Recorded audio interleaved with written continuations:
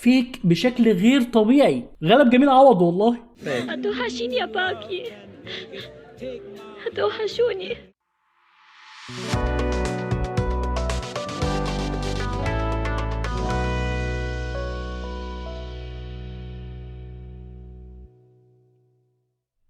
اهلا بيكم. في الفيديو ده انا هقدم مراجعه بدون حرق لفيلم الاكشن رود هاوس لجاك جيلنهال، واللي بيعتبر الاسم الابرز اللي خلانا نشوف الفيلم ده. فيلا بينا بقى على مراجعه الفيلم.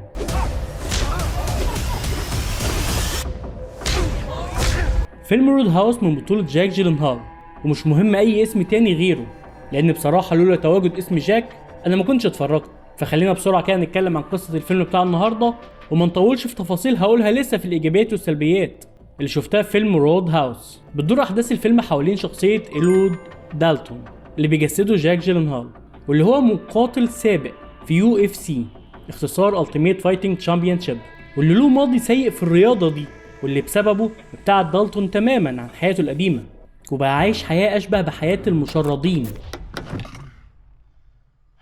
This ain't the Holiday Inn, pal. I'm moving. لكن في يوم بيتم عرض شغل معين على دالتون انه يكون حارس لاحد الريست هاوسز، او زي ما الفيلم قال عليه بقى رود هاوس، وبالفعل بيقبل بالشغل اللي هتقابله فيه مشاكل هو ما كانش متخيلها. I just slapped you. Are you alright? What? بتتكشف احداث فيلمنا لما دالتون بيكتشف ان الموضوع مش مجرد حمايه لمكان من ناس سكرانه فيه، الموضوع اخطر من كده بكتير، لان في واحد غني جدا عاوز يعمل مشروع ضخم في المكان ده، واشترى كل قطعه ارض حوالين الريست هاوس اللي بيحميه دالتون، لكن لسه مش قادر يقنع صاحبه الريست هاوس دي انها تبيع له المكان، فبيقرر يبلطج عليها بالبلدي كده. وهنا بقى تبدا مسيره دالتون في الفيلم واحداثه، واللي هيحاول انه يحمي المكان ويتصدى للاشخاص اللي بيحاولوا يعتدوا عليه.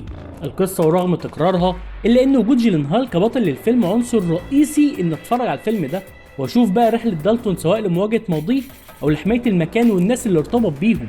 فخلينا ندخل على اهم النقاط الايجابيه والسلبيه في الفيلم ده من وجهه نظري، ونبدا بالنقاط الايجابيه واللي كانت اهمهم طبعا هي اداء جاك جيلنهال لشخصيه إيلود دالتون. رغم انه مقاتل وكمان موضوع عنيف ومؤلم، الا انه دلوقتي بقى بيحاول يعيش في سلام، وده بان في كذا مشهد.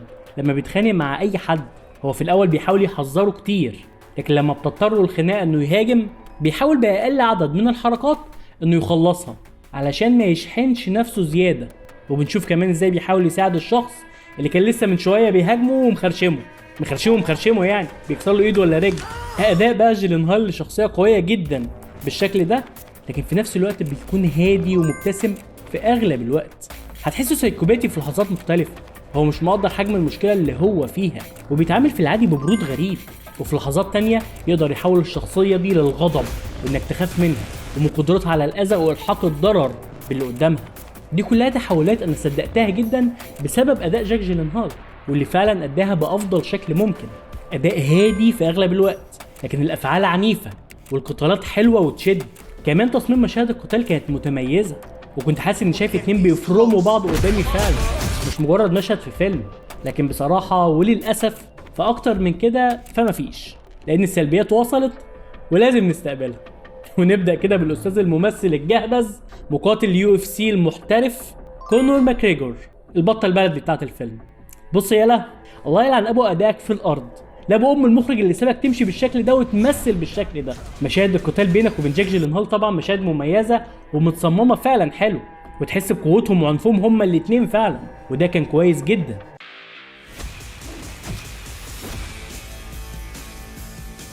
لكن مجرد ما كونور بيفتح بقه بس كده ولا يتمشى في اللوكيشن انا كنت بفصل من الفيلم كله. فيك بشكل غير طبيعي، غلب جميل عوض والله. تاني حاجة هي ان الفيلم كان ماشي كويس في اوله وهو بيعرفنا لسه ببطننا، وبعدها لما قابل بالشغل كحارس او حامي للرود هاوس اتقدم ده بقى بهدوء وبشكل كويس. وفجأة يا بيه نلبس ساعة كاملة من الملل خلتني عاوز اوقف الفيلم وما كملوش. ممثلين ضعاف وحوارات هبلة وشخصيات ما تفهملهاش اي ابعاد، حاجة قرف. لحد اخر نص ساعة بالظبط من الفيلم بدأ يرجع الفيلم يشدني تاني ويخليني منتظر العنف اللي اتولد جوه دالتون هيتم تفريغه ازاي، واللي مخيبش ظني فعلا. ورجع الفيلم من تاني يشدني باحداثه، بس هو بيفنش خلاص، فطبيعي كان لازم تتحط في السلبيات. فيلم ساعتين هتاخد نص ساعه حلوه في اوله ونص ساعه حلوه في اخره، لكن الساعه اللي في نص الفيلم هنضربك فيها، مينفعش. نقطه كمان، الفيلم ده فيلم معاد انتاجه من فيلم بنفس الاسم تم انتاجه سنه 89. انا ما شفتش الفيلم القديم، لكن ما اعتقدش ابدا انه كان بالسوء ده. فانت سيادتك جاي تعيد انتاج الفيلم علشان تعمله كده في الاخر؟ لا، انت جاي تعيد انتاجه عشان تعمله بشكل قوي بقى، فتطلعه في الاخر مهلهل بالشكل ده.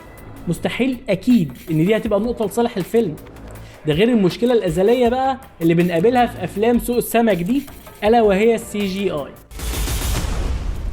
اذا كان في افلام اتصرف عليها ارقام مبالغ فيها كانت فيها مشاكل واضحه في السي جي اي، هنتظر ايه من فيلم تجاري بحت؟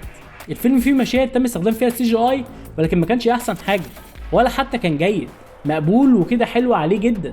فيلم من بطوله جاك جيلنهال ومن اخراج دوج ليمان، ازاي يبقى حلو كنص ساعه في البدايه ونص ساعه قبل النهايه وبس؟ لا ازاي بجد؟ دوج ليمان يا جماعه اللي ما يعرفش، فده مخرج افلام زي ايدج اوف تومورو بتاع توم كروز، وميس اند ميس سميث بتاع براد بيت وانجلينا جولي. افلام تتفق او تختلف على حبك ليها، الا انها افلام قدمت اكشن حلو، افلام ممتعه من اولها لاخرها، افلام بترجع وتشوفها تاني حتى لو من باب التسليه يا سيدي.